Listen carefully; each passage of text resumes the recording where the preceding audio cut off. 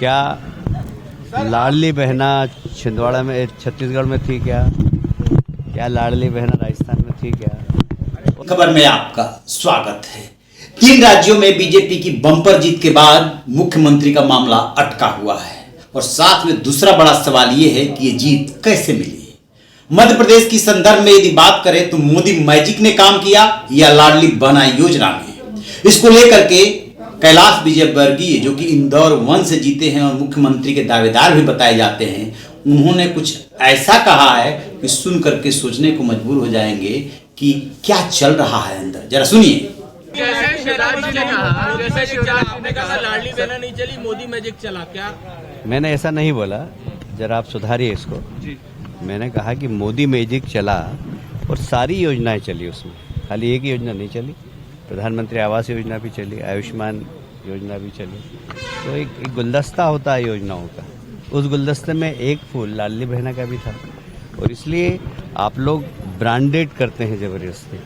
तो कृपा करें, मतलब कि मोदी जी की उपस्थिति, मोदी जी का नेतृत्व सबसे भारी है।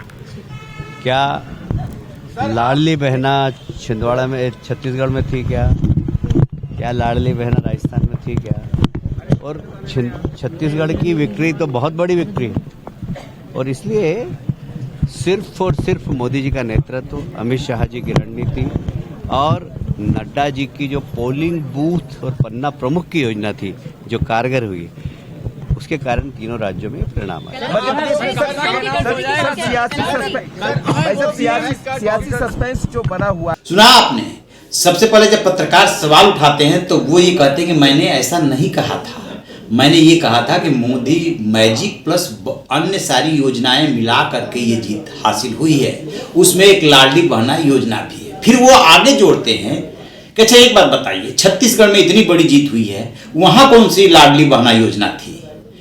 ये कह करके उन्होंने शिवराज सिंह चौहान को लेकर के तरीके से इशारों में वार किया है कि ऐसा मत समझिए कि लाडली बहना योजना से हम जीते हैं, बल्कि मोदी का जो प्रचार अभियान था, पीएम मोदी का जो चेहरा सामने था, उसकी वजह से जीते। एक बात आपको बता दें कि मध्य प्रदेश में इस समय लगभग 10-12 मुख्यमंत्री के दावेदार हैं।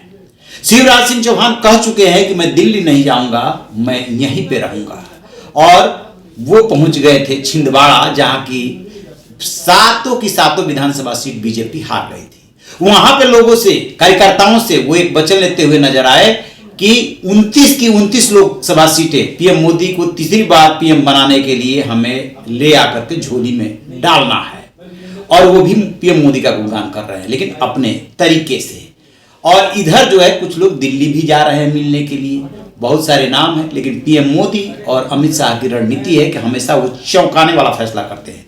क्या जो केंद्र से मंत्री गए हैं, चुनाव लड़े हैं, वहां पे सांसद गए हैं, चुनाव लड़े हैं, उनमें से कोई बनेगा या कोई बाहर का होगा? क्योंकि एक बात ये आ चुकी है कि जो विधायक नहीं है वो भी बन सकता है, इसलिए अटकलें बढ़ गई हैं। देखते हैं कि क्या होता है। बहरहाल कैलाश विजयवर्गीय ने जो सवाल उठाया है, उसके बाद ये लगने लगा है कि शिवराज सिंह चौहान को क्रेडिट देने के मूड में बीजेपी नहीं दिखाई दे रही है।